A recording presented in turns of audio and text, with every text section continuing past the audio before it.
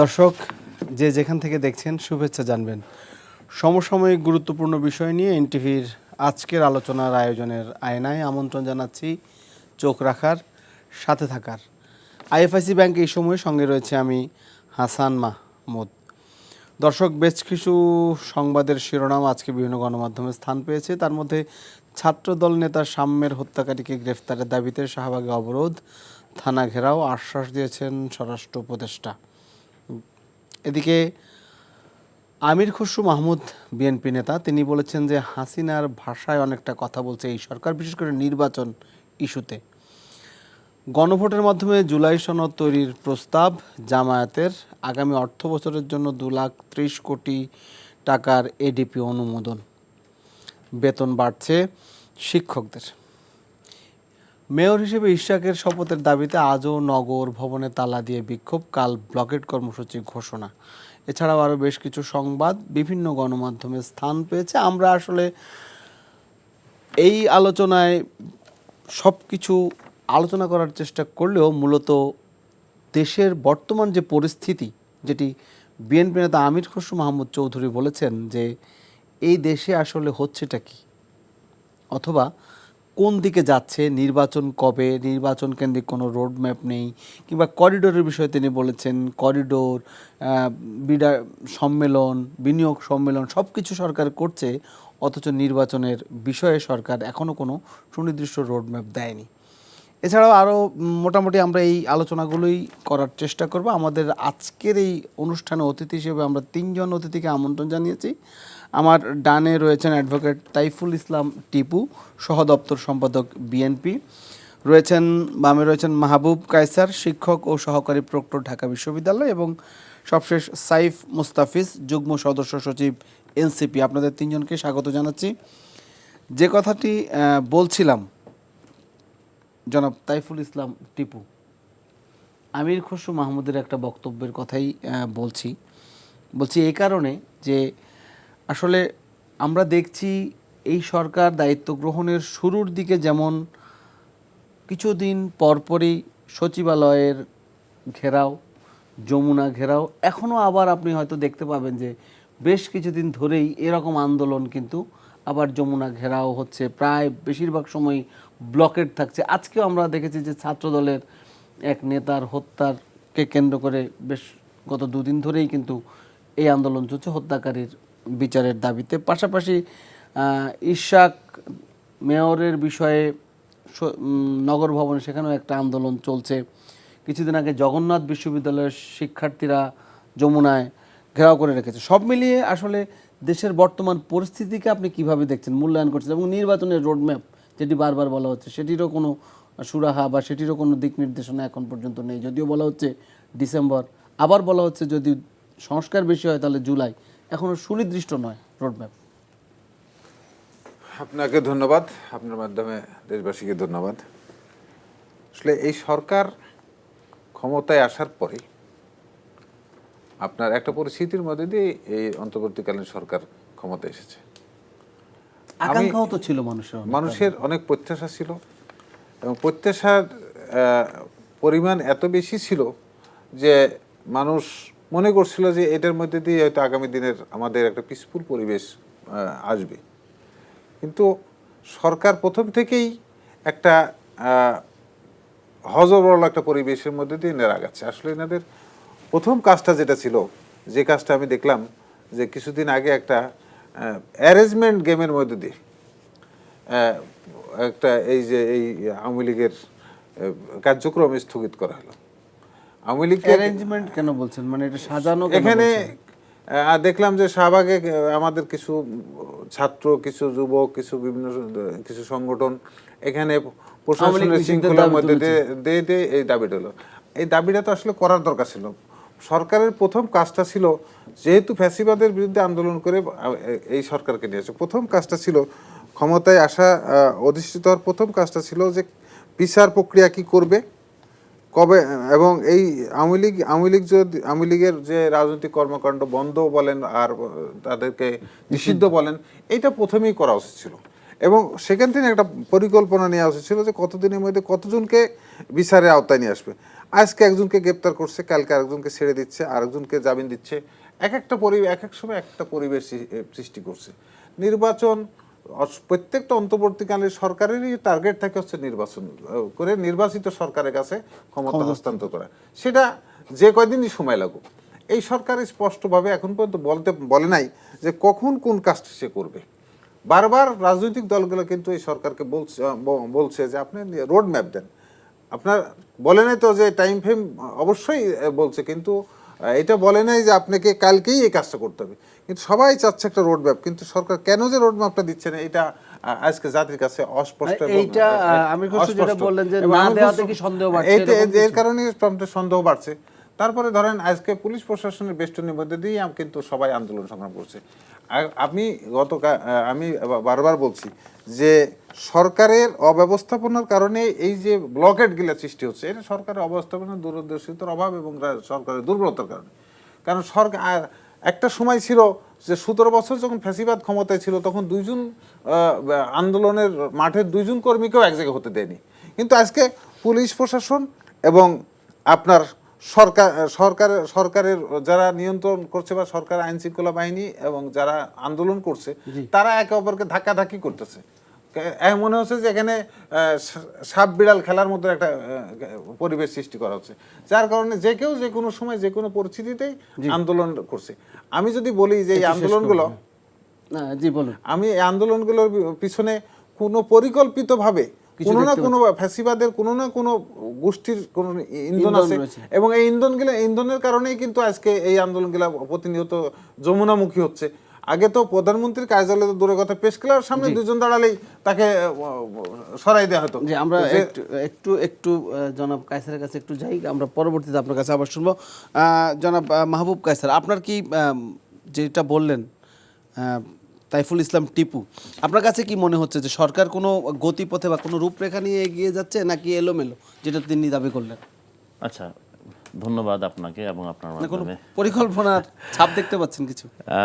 আমরা একটু এইভাবে বলি যে সরকার পরিকল্পনা তো করছে, পরিকল্পনার মধ্যে আছে, একদম পরিকল্পনাহীনভাবে তো সরকার যে একদম দায়িত্বহীনভাবে সব কিছু করছে এমনটা মনে করি না। তবে বিএনপি সহ যারা প্রধানতম রাজনৈতিক দল যারা আছেন তাদের দিক থেকে শুরু থেকেই আমরা নির্বাচন রোডম্যাপ প্রত্যাশা করতে দেখেছি এবং এখনও দেখছি।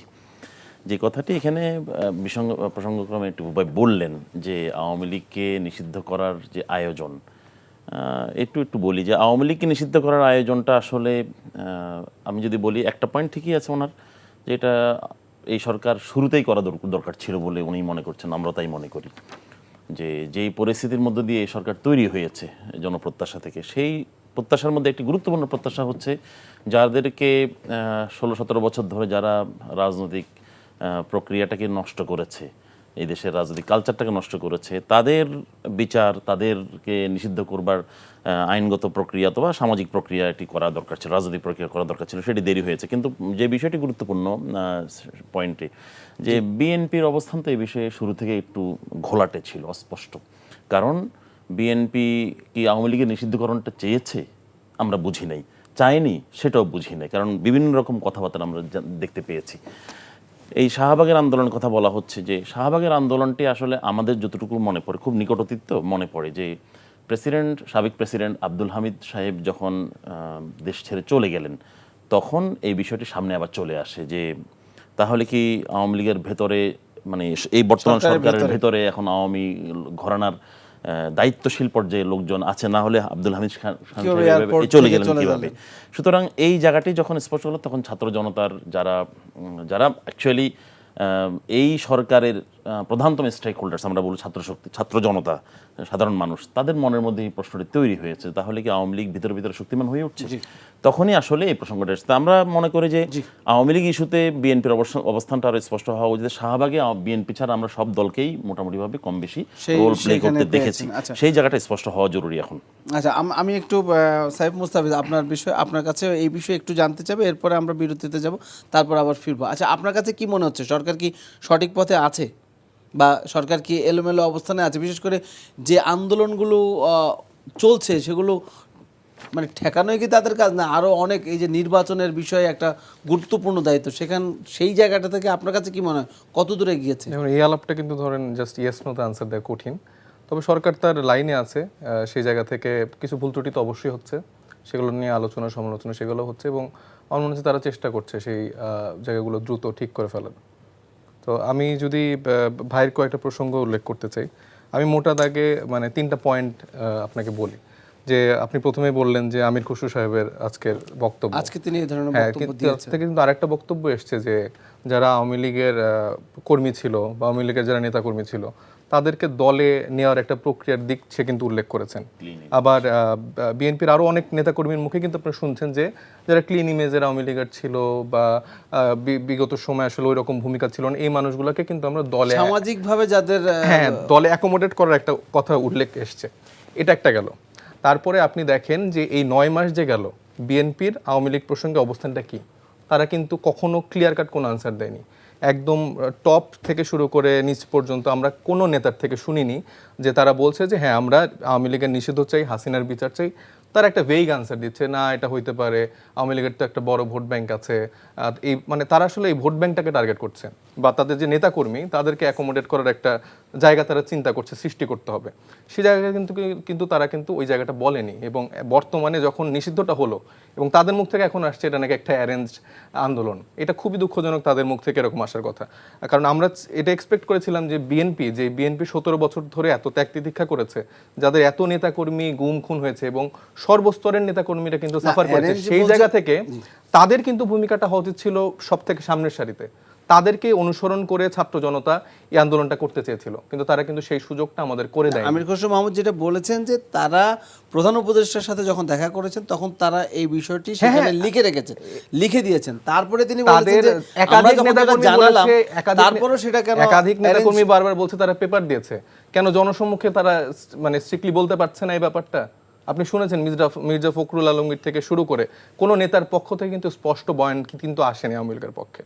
তো সেই জায়গাটা থেকে কিন্তু আমরা দেখছিলাম যারা আমরা অভ্যুত্থানে আসলে সামনের সারি থেকে ফাইট করেছি নিজেদের জীবনের ঝুঁকিটা নিয়ে, হাসনাতের উপরে কিন্তু একটা আক্রমণ হলো, এরপর আমরা দেখলাম হামিদ পালিয়ে গেল, এবং এটা কিন্তু আমরা জানতে পারছি যে কোনো না কোনোভাবে বিএনপি বা অন্যান্য রাজনৈতিক দলের একটা সেফ এক্সিট দেওয়ার ক্ষেত্রে তাদের একটা ভূমিকা থাকছে। আপনি জানেন যে মমতাজ বেগম যে যিনি ধরা পড়েছেন তিনি কিন্তু যেই বাসায় ছিলেন সেই বাসার মালিক সম্ভবত বগুড়া 4 আসনের সাবেক এমপি।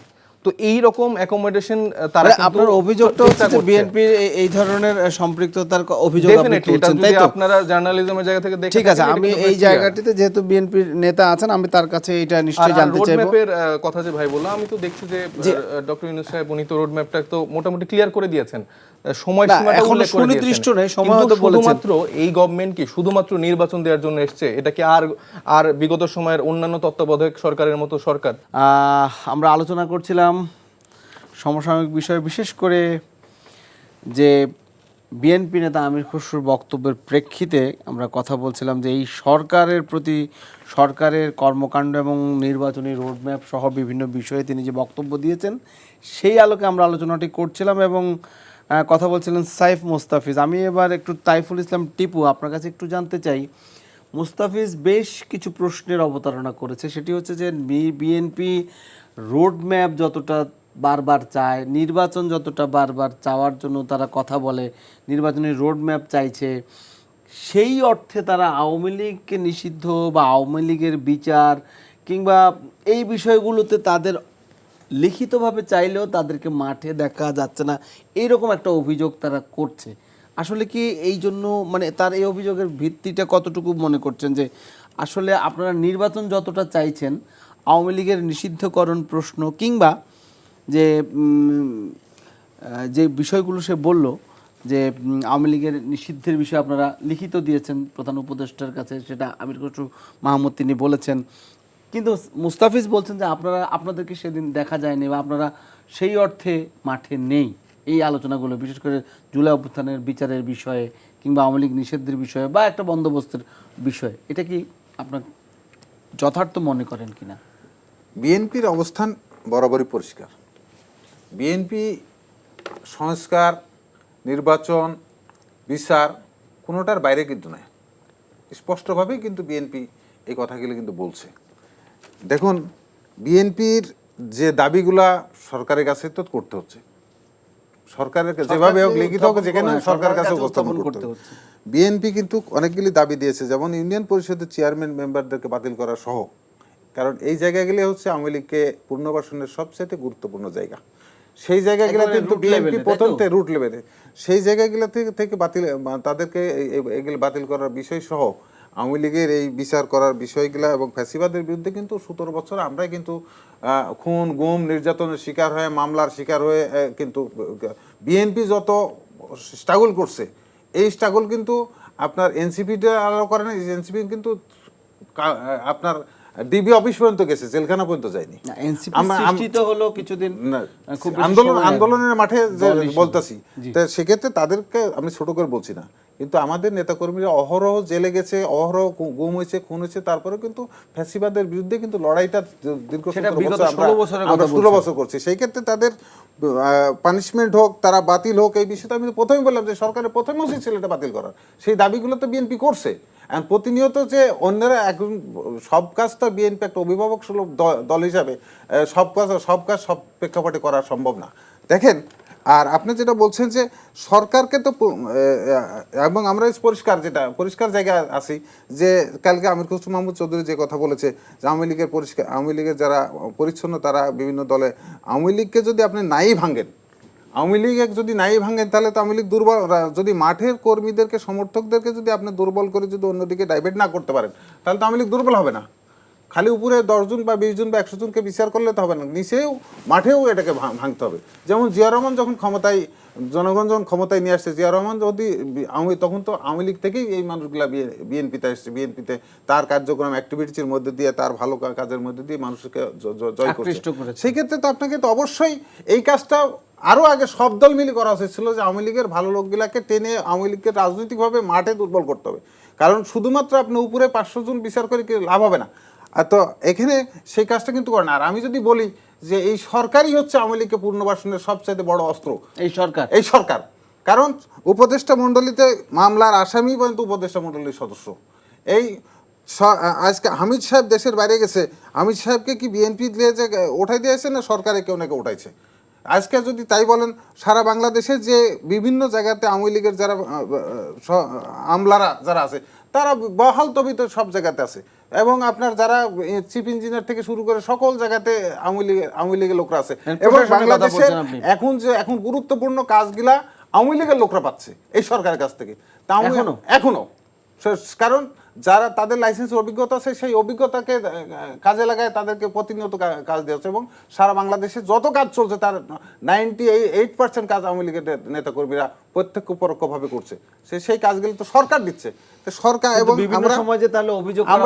আমরা স্পেসিফিক ভাবে আমাদের দল বলেছে, আজকে যেসব ইউনোরা আজকে ক্ষমতা আছে, সেই ইউনোরা প্রত্যেকেই কিন্তু হচ্ছে শেখ হাসিনা নিয়োগপ্রাপ্ত। একজন ইউনো শেখ হাসিনা নিয়োগপ্রাপ্ত একজন ইউনো কিন্তু ট্রান্সফার হয়নি। যারা আজকে সচিবালয়ে বসে আছে, সচিবালয় অধিকাংশ হচ্ছে এই সরকারের। এই কথাগুলো কিন্তু বিএনপি এদেরকে সরানোর জন্য বারবার বলছে, কিন্তু সরকার কেন সরাচ্ছে না? তাহলে তারা আমাকে বুঝতে হবে সরকারের সাথে তাদের সম্পর্ক আছে। আলিমা মজুমদার কে?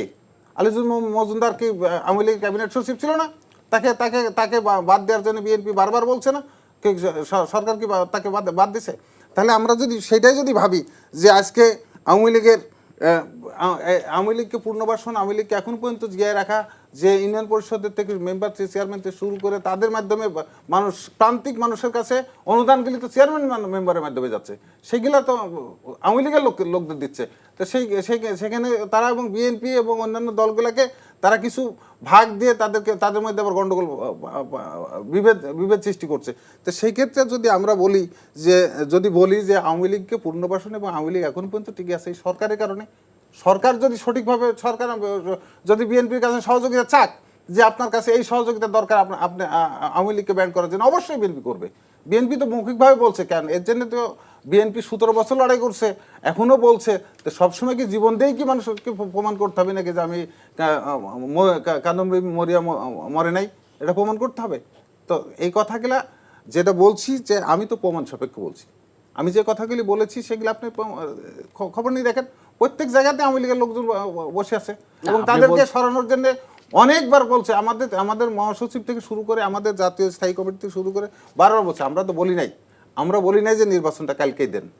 আমরা সংস্কার, বিচার, সকল প্রক্রিয়া আছে, সকল প্রক্রিয়াই চলমান থাকবে এবং আমরা সুনির্দিষ্ট কখন কোন কাজটা করবে, আমরা বলি না যে শুধু নির্বাচনের রোডম্যাপ না, কখন কোন কাজটা করতে চাই সেই কাজটার সঠিক ধারণা দেশবাসীর কাছে দিয়ে দিক। কারণ নির্বাচনকে কেন্দ্র করে কিন্তু বাংলাদেশ স্বাধীন হয়েছে, নির্বাচনকে কেন্দ্র করে কিন্তু এরশাদের পতন হয়েছে। নির্বাচনে ভোটাধিকার প্রয়োগ না করার কারণেই, না করতে দেওয়ার থেকে কেন্দ্র করেই কিন্তু এই ফ্যাসিবাদের একটা পর্যায়ে চলে আসছে এবং এই কোনো দলই ক্যাডিটলি বলতে পারবে না যে আমার কারণে কিন্তু এই সরকার পতন হয়েছে। সমস্ত মানুষের বিভিন্নভাবে বিভিন্ন প্রক্রিয়ায় তারা নির্যাতন নিপীড়ন হওয়ার পরে তাদের ক্ষোভ জন্মেছে, ক্ষোভ থেকে মানুষ রাস্তায় নেমে আসছে। এখানে মানুষের যে রাস্তায় নামার প্রক্রিয়া, সেই প্রক্রিয়ার মধ্যে তো আমিও একজন ছিলাম, আমিও সেটা বুঝতে পারছি। সাইফুল ইসলাম টিপু, আমি একটু যদি বলি, আপনি যেটা বললেন যে সরকার পুনর্বাসন করছে, কিন্তু বিভিন্ন সময়ে যেমন হাসনাত আবদুল্লাহ বা সার্জিস আলম বা অন্য আরেক অনেক নেতা আপনাদের দিকে আঙ্গুল তুলেছে এইভাবে যে আপনাদের অনেক জায়গায় যে অভিযোগগুলো এরকম এসেছে যে আপনি বলছেন তারা কাজ পাচ্ছে আওয়ামী লীগের লোকেরা, কিন্তু তারা বলছে আপনাদের লোকেরাই আসলে বেশিরভাগ জায়গা দখল করে আছে। এটা হচ্ছে এনসিপির নেতাদের বক্তব্য। আমি তো স্পষ্টভাবে বললাম যে আমাদের লোকের লাইসেন্স কোথায়, কাজ তো দিচ্ছে সরকারে আছে তো এনসিপির নেতারাই, সাবেক নেতা হোক আর বর্তমান নেতা হোক, যেটাই বলেন। মাহফুজ সাহেব কি এনসিপির লোক না?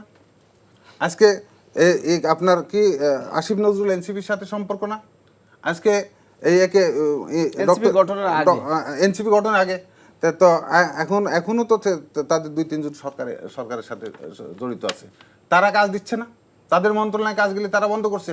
স্থানীয় সরকার মন্ত্রী মন্ত্রণালয়ের দায়িত্ব আছে এরা। আপনার হাসান আব্দুল্লাহ একটি কথা বলেছে, যেটা বললেন যে আওয়ামী লীগের টাকায় বিএনপিও চলছে, আওয়ামী লীগও চলছে।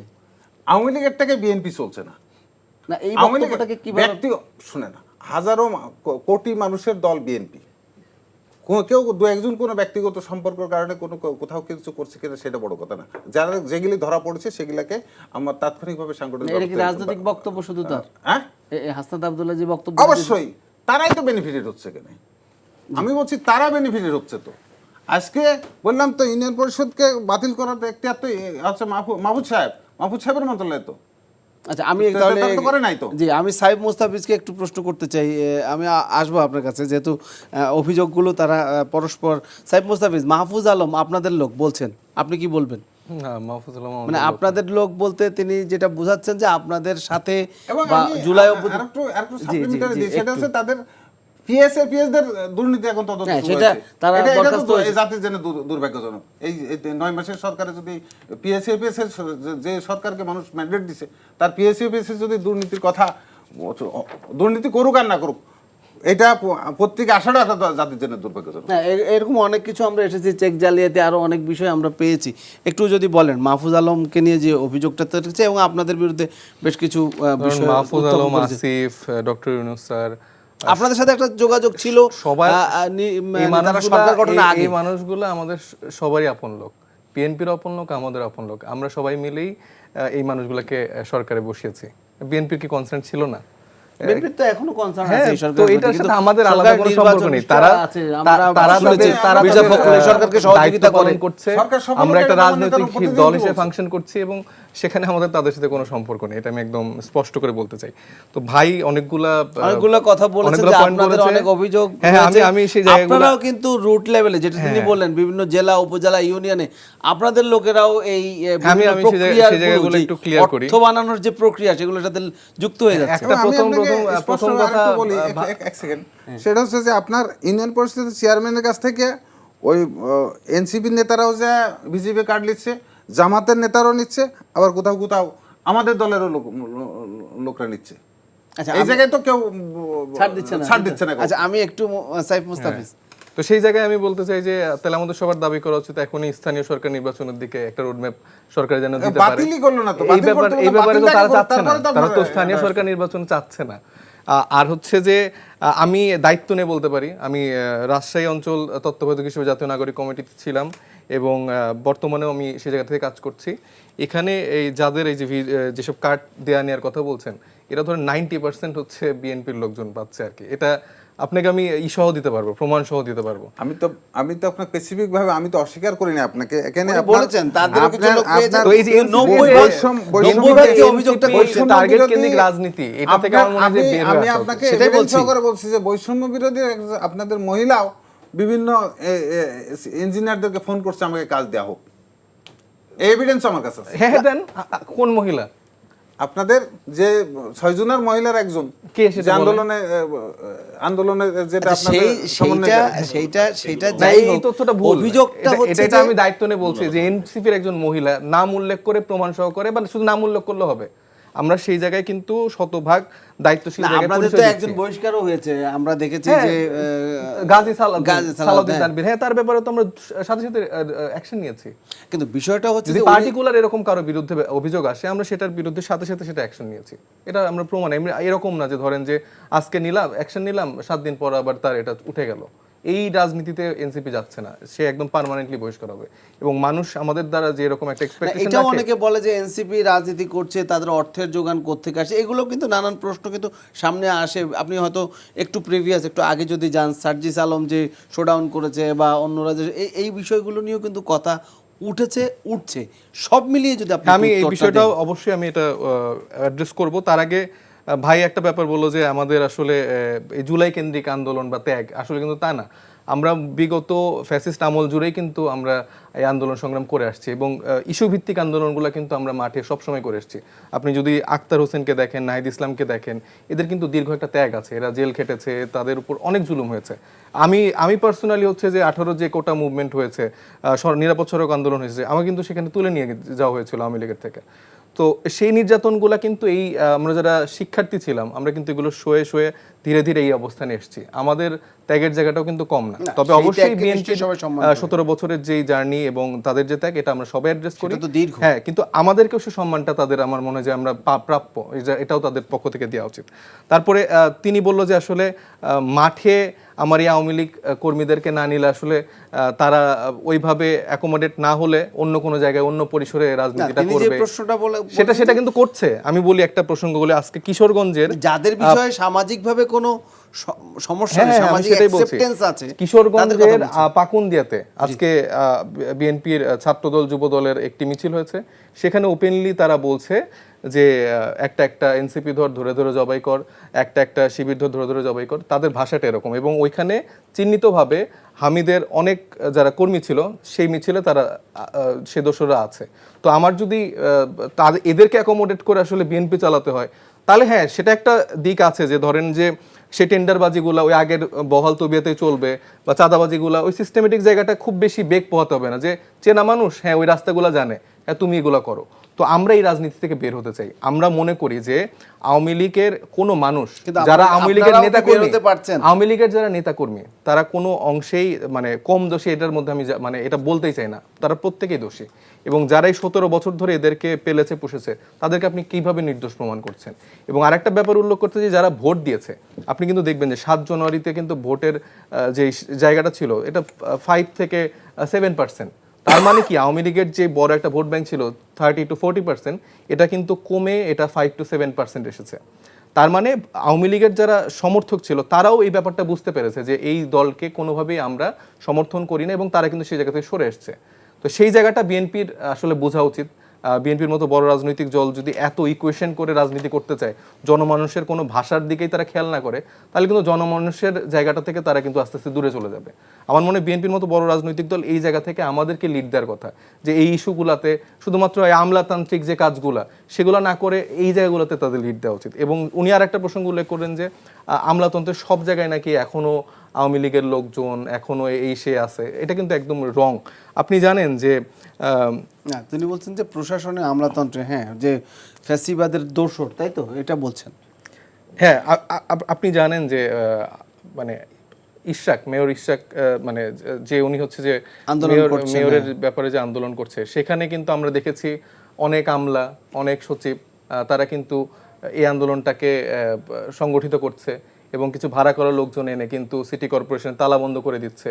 তো আমরা তো চাই না যে আমলারা আসলে বিএনপি করুক, আমলারা এনসিপি করুক, বা আমলারা আসলে আওয়ামী লীগ দল করুক। আমলারা দেশকে সার্ভ করবে, তাদের যে পুরানো রাজনৈতিক ধারা সেখান থেকে বের হয়ে এসে আমরা এখন আমি বেশিরভাগ জায়গায় দেখছি যে তাদের পরিচয় হচ্ছে যে না আমরা তো আসলে বিএনপি করতাম, সেজন্য আমরা এখানে ট্রান্সফার ছিলাম, আমরা ওইখানে ছিলাম, আমরা বঞ্চিত, আমরা এখন সময় এসছে আমরা সেই জায়গাটা আবার নতুন করে এই পুরানো রাজনৈতিক বন্দোবস্তের দিকে আমরা যাচ্ছি। তো আমরা দেখতে পাচ্ছি যে এই পুরানো মোড়কেই আবার নতুন করে আরও মানুষজন অ্যাকোমোডেট হচ্ছে। সে জায়গায় হচ্ছে যে এই গভর্নমেন্টে তো অবশ্যই আওয়ামী লীগের দোসররা আছে, পাশাপাশি এখন নতুন করে যে দলীয় পরিচয় যারা দোসর হওয়ার চেষ্টা করছে সেখানে আমাদের একটা মানে মতপার্থক্য এবং একটা বাধার জায়গা আমরা মনে করি যে আমাদের থেকে যাওয়া উচিত। এবং আমরা ফিলও করি না কোনোদিন এনসিপির পরিচয় দিয়েও কোনো আমলা বড় হয়ে উঠুক। আমলা জায়গাটা সম্পূর্ণ থাকবে আমলা শিক্ষক, এই জায়গাটা আসলে পুরোপুরি রাজনীতি মুক্ত জায়গা থাকবে। এখানে নতুন করে আমরা দেখছি গত 15 বছরে সেটা ছিল কি? ছিল না তো। তো সেই জায়গাটা তো আমরা তাহলে চেঞ্জ করতে পারলাম কই? যে রাজনৈতিক দলকে আমরা মনে করছি যে হ্যাঁ এই মানুষগুলা আমরা নতুন করে স্বপ্ন দেখতে পারি, তারা বিভিন্ন দফার কথা বলছে, বিভিন্ন স্বপ্ন দেখাচ্ছে, তাহলে তারা যদি এই রাজনৈতিক বন্দোবস্তটা চেঞ্জ করতে মানে ভূমিকা না রাখতে পারে তাহলে তো আমরা জাতিগতভাবে আবার একটা ফেইলার নেশন হব এবং 17 বছর পর আবার আমাদের রাস্তায় নামতে হবে, আবার আমাদের রক্ত ঝরাতে হবে এবং আমাদের শহীদ হতে হবে। তো আমরা তো এই পুরনো রাজনৈতিক বন্দোবস্ত চাই না। এই জায়গা থেকে কিন্তু তরুণরা আসলে এই নতুন রাজনৈতিক বন্দোবস্তেও যে এখন বর্তমান যে রাজনৈতিক দলগুলো রয়েছে এক্সিস্টিং, আওয়ামী লীগ তো চলে গেল, সেই জায়গায়ও কি আপনি কোনো ঐক্যমত দেখতে পাচ্ছেন? সংস্কারে বিশেষ করে বলা হচ্ছে যে সংস্কার হচ্ছে, সেগুলোতে সব রাজনৈতিক দল ঐক্যমত হলে আমরা নির্বাচনের দিকে যাব। এখনো কোনো ঐক্যমতের ব্যাপারে বিএনপির কেন কোনো মতামত নেই? তারা তো সেই পাওয়ার ওই স্ট্রাকচারটা এবার চাচ্ছে। খুব বেসিক মিনিমাম কিছু জায়গায় তারা ঐক্যমত হচ্ছে। আপনি যখন দেখেন বড় বড় সবগুলো পয়েন্টে তারা কিন্তু একমত হয়নি। প্রধানমন্ত্রী কয়বার থাকবে, কয় মেয়াদে থাকবে, এই ব্যাপারগুলো দেখেন খুব ভেগ আলাপ দিয়েছে, তারা এই ব্যাপারে একমত হয়নি। এই সংস্কারগুলো তারা চাচ্ছে না। তারা চাচ্ছে পুরানো টুলটা ফিরে আসলে তো তাদের জন্য ইজি, তারা সেম ওয়েতে সেম ভাবে আরেকটা এরকম করে আবার সরকার চালাতে পারবে।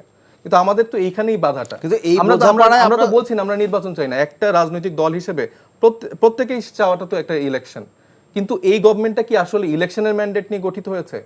জনগণের ম্যান্ডেট ছিল যে একটা সংস্কারের জায়গা তৈরি হওয়া, এবং আমরা ডিসেম্বর কিন্তু এই সংস্কার তো আসলে রাজনৈতিক সরকার করার আসলে একটা দীর্ঘমেয়াদী প্রক্রিয়া, যেটা বলছে এই দলটি। রাজনৈতিক সরকার আসলে সেটা রাজনৈতিক সরকারগুলো কি বিগত সময়ে সেই আশা আকাঙ্ক্ষাগুলো কখনো পূরণ করেছে? আপনি 90 এর পর থেকে শুরু করে দেখেন কোনো সময় এটা পূরণ হয়নি। কিন্তু আমির খসরু মাহমুদ যেটা আজকে বললেন যে এই সরকার কি আপনার এই সরকারে তো সেই অর্থে এই সরকার কি করিডোরের বিষয়ে আলোচনা করতে পারে? এই সরকার কি আরো যে কাজগুলো করছে সেগুলোর এখতিয়ার, জনগণের যে রাইট বা জনগণের যে রায়, সেটা কি এই সরকারের জন্য দেয়া আছে বা এটা কি তার কাজ? জনগণের জায়গা থেকে নির্বাচন অনুষ্ঠান করে এই কথাটি তারা বলছে, ফাংশন করার জন্য সব রাইটই তাদের জন্য দেয়া আছে। তবে যেগুলো আমাদের সার্বভৌমত্বর ইস্যুর জায়গা রাখে সেগুলো আমরা মনে করি যে বিদ্যমান যে রাজনৈতিক দলগুলো আছে তাদের সাথে আলোচনা করে সেই সিদ্ধান্তগুলো গ্রহণ করতে হবে। এই জায়গা থেকে আমরা একদম পুরোপুরি আমি জনাব মাহবুব কাসের আপনার কাছে আসতে চাই। যে প্রশ্নটা আমি সাইফ মোস্তাফিজকে করছি, আসলে এই সরকারের মানে রাইটসটা কি, এই সরকার আসলে কি করবে, মানে তার প্রথম প্রায়োরিটিটা কি বেসিস হওয়া দরকার ছিল? যেগুলো করিডোরের কথা বলা হচ্ছে বা অন্য অনেক আলোচনা পাশ থেকে আসছে, এগুলো কি আসলে তার কাজ কিনা? আচ্ছা, এটা একদম স্পষ্ট, এটি নিয়ে কোনো ডিবেট আসলে করার সুযোগই নেই। কারণ সরকার গঠিত হয়েছে, সরকার একটা কাজ নিয়ে তো গঠিত হয়নি, এটা সরকার তো এমন নয় যেটা সরকার যেতে হয় তখন অন্য কাজগুলো করতে হচ্ছে তাকে তো রুটিন ওয়ার্ক। এখন রুটিন ওয়ার্ক আপনি যদি বিগত সময়ের তত্ত্বাবধায়কের টেনিউরটা ছিল 3 মাস, 4 মাস, 5 মাস এরকম নির্দিষ্ট ছিল, সেখানে ম্যান্ডেটটা ছিল বেসিক্যালি একটা আগে সরকারের সাথে পরবর্তী সরকারের একটা কমিউনিকেশন তৈরি করে দেওয়া, একটা কন্টিনিউটি তৈরি করে দেওয়া, যাতে কোনো ভ্যাকুয়াম তৈরি না হয়। এই জন্য এটা করা হয়েছে। এখন এই সরকারের যে কথাটা বলা হচ্ছে যে এই সরকারের ম্যান্ডেটটা তো সেরকম নয়, এটা একটা অন্য পরিস্থিতি তৈরি হয়েছে, সুতরাং প্রত্যাশাও বেশি। এখন শুধু নির্বাচন কেন্দ্রিক আলোচনায় সরকার নিজেকে সীমাবদ্ধ রাখবে এটি কিন্তু প্রত্যাশিত নয়। সুতরাং সরকার চালাতে গেলে সরকার এখন ধরুন এই কাজটি করতে 3 মাসের জায়গায় যদি এটা 1 বছর হয়, 1.5 বছর হয়, তো 1.5 বছর ধরে একটা অর্থনীতি চলতে হবে না, 1.5 বছর ধরে পররাষ্ট্রনীতি চলতে হবে না? হ্যাঁ, আপনি যে প্রশ্নটা করেছেন সেটি খুব গুরুত্বপূর্ণ, যে বিএনপি যে প্রশ্নটা তুলছে বা বড় দলগুলো যে প্রশ্নটা তুলছে যে বন্দর, করিডোর বা এই জিনিসগুলো কি এই বরাদ্দ দেওয়া কি, সেটি নিয়ে প্রশ্ন আসতে পারে। কিন্তু এটি একদম এই বিষয়ে কোনো সাইলেন্ট থাকতে হবে এই সরকারকে আমি মনে করি না, এটি কোনো মৌলিক কথা। বরং পাশাপাশি আপনার সরকার চালাতে গিয়ে তার নির্বাচনের যে মৌলিক সংস্কার যে হাত দিয়েছেন সেটি, তারপর বিচার, সবচেয়ে গুরুত্বপূর্ণ হচ্ছে ট্রাইব্যুনাল বিচার করা, সেই জায়গাটাতে মানে মনোযোগী হয়ে পাশাপাশি সাইড বাই সাইড তার অর্থনীতিটাকে সমৃদ্ধ করা, পররাষ্ট্রনীতিটাকে স্ট্রং করা। তো আপনি যদি মানে বিচ্ছিন্ন কিছু নয় তো একটা অর্থনীতি, একটা দেশের অর্থনীতি, ধরুন মানে একটা দেশের বাজেট তৈরি করবে, এই সরকারকে এই সামনে বাজেট দিতে হবে না, তো এই বাজেটটা কীভাবে দিবে, তাকে এই আলোচনাটা আনতে হবে না? হ্যাঁ, এই আলোচনাটা আনতে গেলে তিনি এখন, আপনি যদি কেউ যদি প্রশ্ন করে যে এই সরকার তো বাজেট দেওয়ার কথা ছিল না, এই ম্যান্ডেট কি মানুষ দিয়েছে নাকি? হ্যাঁ দিয়েছে, যতদিন যদি বাজেট দিতে হয় তাহলে দেবে, কিন্তু যে পরিসরটুকু কতটুকু সে কাজ করবে। এখন বিএনপির পক্ষ থেকে যেটি বলা হয়েছে যে নির্বাচনটাকে আরো বেশি ফোকাস করা উচিত, আরো বেশি টাইম লাইন করা উচিত, একেবারে specific, রোড ম্যাপ, এখন এই রোড ম্যাপ শব্দটা তো আসলে আমরা রোড ম্যাপ বুঝতে পেরেছি, কিন্তু বিএনপিকে পাশাপাশি আরেকটা জিনিসও বুঝতে হবে, আমি যেটা মনে করি আর কি, কারণটা হচ্ছে যে অ্যাকোমোডেশনের কথা বলা হচ্ছে, যে অ্যাকোমোডেশনটা ক্লিন ব্যক্তিদেরকে না এনে, মানে ক্লিনটা পলিটিক্স ক্লিন করার ক্ষেত্রে সবার আসলে ভূমিকা রাখা উচিত। যে পলিটিক্স ক্লিন করার ক্ষেত্রে আপনি কারো ভূমিকা দেখতে পাচ্ছেন? আমি দেখি না, কম দেখি অথবা দেখি না। এই যে মানে আপনি কি এটা বলতে চাচ্ছেন যে সবাই সবাইকে নিয়ে ব্যস্ত? আমি বলছি যে সবাই যদি মনে করে যে পাওয়ার পলিটিক্স, ক্ষমতায় আমাকে যেতে হবে, ক্ষমতায় যেতে হবে, মানে ক্ষমতায় যাওয়ার যদি লক্ষ্যটাকে আমরা ফোকাস করি, তাহলে এই যে ভুলগুলো, যেই সুযোগটা নিয়ে বিরাজনীতিকরণে যে সুযোগটা নিয়ে আওয়ামী লীগ এই 17-18 বছর ধরে ফ্যাসিজম বলে যাই বলে না কেন এটা তৈরি করেছে, তো সেই স্ট্রাকচার যদি সেম জায়গায় থাকে, একই জায়গায় একই জিনিস যদি রয়ে যায়, তাহলে তো আপনি এখানে নতুন কিছু আনতে পারবেন না। সুতরাং পরিচ্ছন্ন করতে হবে, পরিচ্ছন্ন।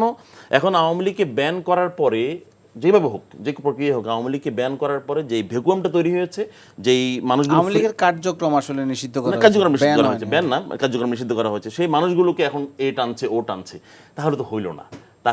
আমরা যেটা মনে করি যে বিচার প্রক্রিয়াটাকে খুবই দৃশ্যমান করতে হবে, যাতে করে আওয়ামী লীগের যে মানুষগুলো যারা ক্লিন ইমেজ হলেও ছিল, তারা আসলে কোথায় যাবে? তারা তো এটা ঘোষণা দিয়ে বিষয় নয়, এটা কিন্তু কোনো দলের ঘোষণা দেওয়ার বিষয় নয়, দল ঘোষণা দিয়েই কিন্তু বিপত্তিটা করছে। এটি প্রত্যেকটা মানুষের রাজনৈতিক অধিকার আছে, সে তার রাজনৈতিক অভিমুখ খুঁজে নেবে, এটি হচ্ছে আমাদের কথা। সুতরাং আমরা যখন বলছি যে দলের বড় নেতৃত্ব থেকে যখন বলা হয় যে এই যে ওয়েলকামিং করা, এই ওয়েলকামিং করাটা কিন্তু সন্দেহ তৈরি করছে মানুষের মধ্যে, এক ধরনের সন্দেহ বলবো না, দ্বিধা তৈরি করছে। কারণ বিষয়গুলো হচ্ছে, তাকে আমরা ডাকতে হবে কেন?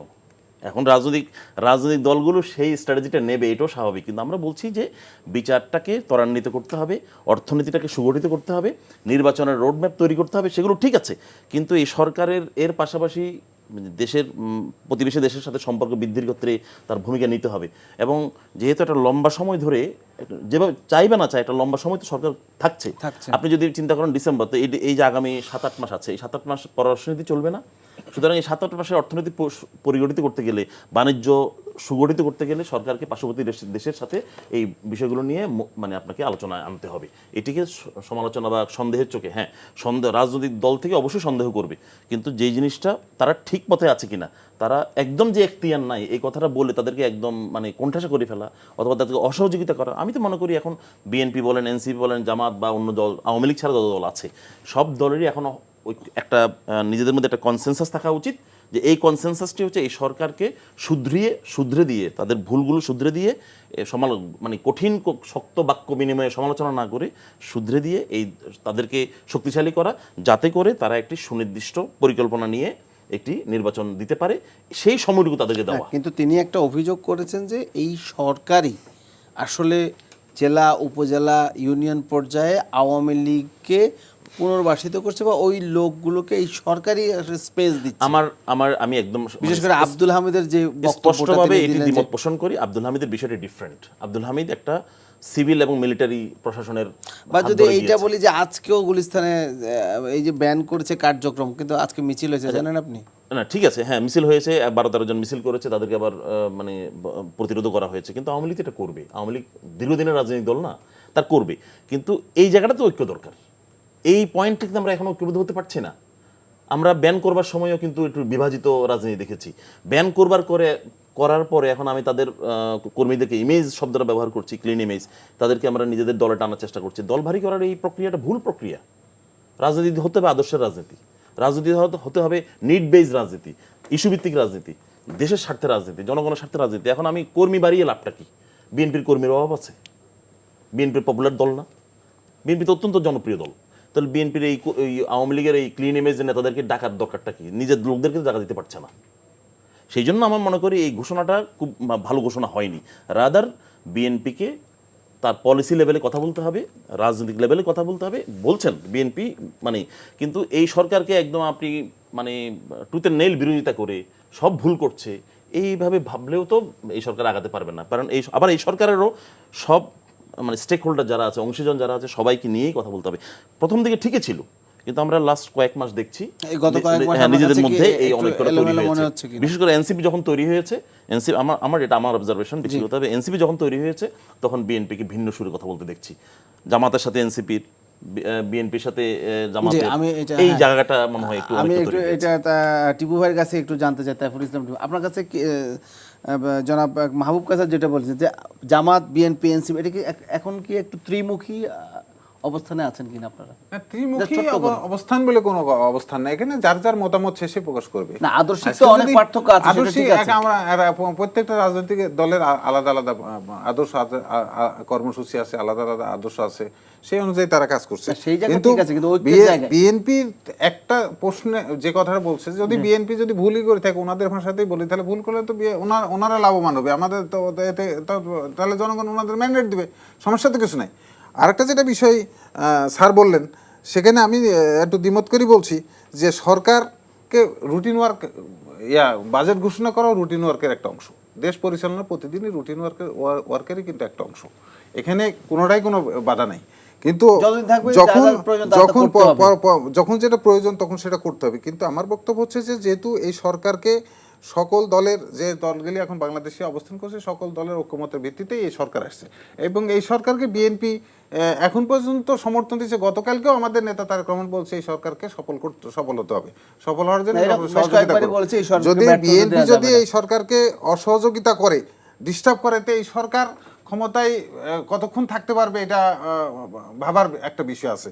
কিন্তু সরকার যদি কোনো বিদেশের সাথে কোনো চুক্তি করা বা কোনো বিষয় যখন যাবে, তখন নট অনলি বিএনপি, সকল রাজনৈতিক দলের সাথে তাদের প্রত্যেকটা বিষয় নিয়ে আলোচনা করতে হবে, তাদেরকে অবগত করতে হবে যে আমি এই প্রেক্ষাপটে আমাকে এই কাজটা করতে হবে, জাতীয় ইস্যু, যেহেতু জাতীয় ইস্যু। সেই ক্ষেত্রে সারা দেশের সার্বভৌমত্বের বিষয়ে কোনো সিদ্ধান্ত নিতে হলে অবশ্যই তো সকল রাজনৈতিক দলের সাথে আলোচনা করতে হবে। এই সরকার তো সেই আলোচনাগুলি করে নাই, যে করিডোরে যে বিষয়টা আসছে, সেই আলোচনার প্রথমেই তো এই সরকার যখনই প্রস্তাব পাবে তখনই তো প্রস্তাবটা নিয়ে তো আলোচনা করতে হবে, সেই আলোচনা তো এই সরকার করে নাই। তো সেই ক্ষেত্রে তো রাজনৈতিক দলগুলির মধ্যে প্রশ্ন দেখা দিতেই পারে যে আপনার কিছু সুবিধা হবে। আরেকটা কথা, আমার সাহেব ভাই বলছেন যে কথাটা, যে আমলারা তো আমলায় থাকবে, এটাই তো স্বাভাবিক, আমরাও চাই যে আমরা যে নতুন কেউ বলি নাই যে বিএনপি 200 লোককে নিয়োগ দিয়ে দেন, তো যে আমলা না হয় যদি বিরোধী দলের নেতা কর্মীদেরকে প্রহার করেছে, নির্যাতন করছে, নিপীড়ন করছে, যাদেরকে খুন করছে, গুমের সাথে জড়িত, তারা যদি রাষ্ট্র ক্ষমতার বিভিন্ন অর্গানে থাকে, তাহলে সেটাকে বুঝতে হবে কি যে এটা দুঃখজনক কিনা।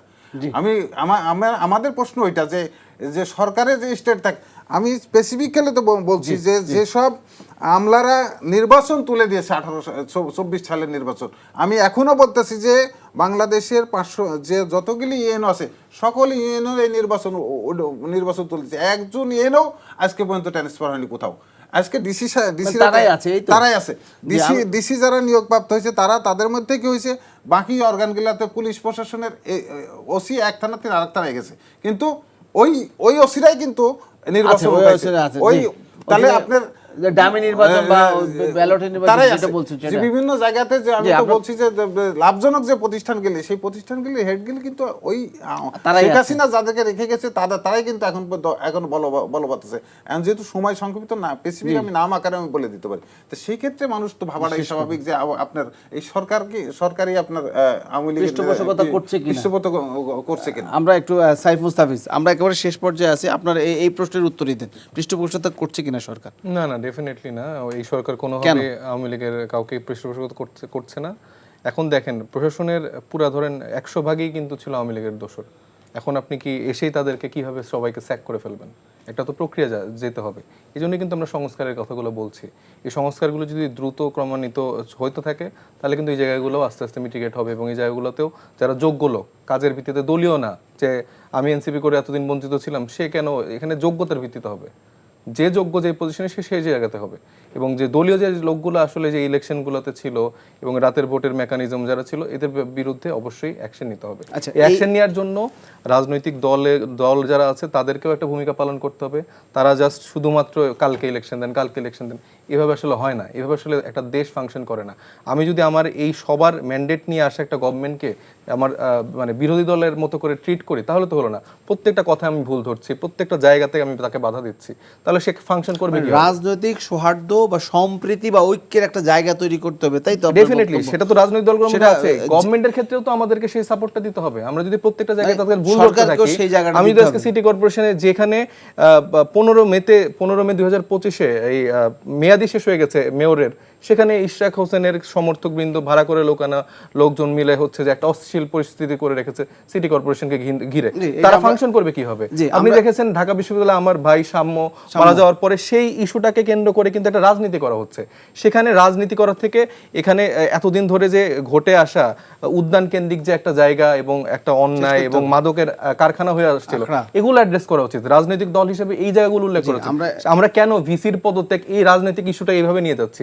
এবং আপনি দেখছেন বিভিন্ন জায়গায় ব্লকেট দেওয়া হচ্ছে, তারা আওয়ামী লীগ প্রসঙ্গে নামতে পারে না, কিন্তু তারা এই প্রসঙ্গগুলোতে নেমে যায়। আমি একটু মাহবুব কায়সার আপনার কাছে জানতে চাই, সাম্য নিয়ে যেহেতু প্রসঙ্গটা তুললেন, তার আন্দোলন হচ্ছে, এই প্রসঙ্গে যদি আপনি একটু বলেন, একবারে অল্প সময় আছে আমাদের।